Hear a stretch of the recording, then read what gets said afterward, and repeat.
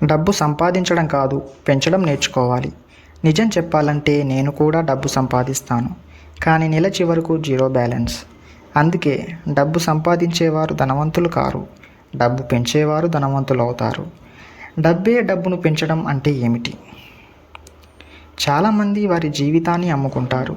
పని చేస్తారు, డబ్బు వస్తుంది, మళ్ళీ వెళ్ళిపోతుంది. కానీ కొంతమంది మాత్రం ఒక సిస్టమ్ని నిర్మిస్తారు. అక్కడ వాళ్ళ డబ్బే డబ్బును సంపాదిస్తుంది. అదే సాధారణ మనిషికి, ధనవంతునికి మధ్య తేడా.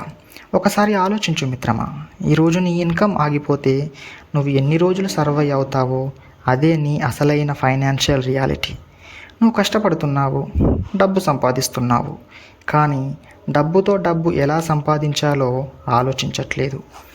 డబ్బుతో డబ్బు ఎలా సంపాదించాలి?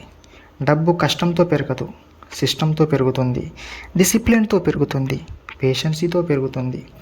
ముఖ్యంగా దాన్ని మళ్ళీ మళ్ళీ పని మీద పెట్టినప్పుడు పెరుగుతుంది. ముఖ్యంగా ఒక విషయం గుర్తుపెట్టుకో మిత్రమా. కేవలం కష్టంతో ధనవంతులు అవుతారంటే కూలి చేసుకునేవారు ప్రతి ఒక్కరూ ధనవంతులు అవుతారు. కానీ నిజం ఏమిటంటే కష్టం డబ్బునిస్తుంది, కానీ సిస్టమ్ వెల్త్ని నిర్మిస్తుంది.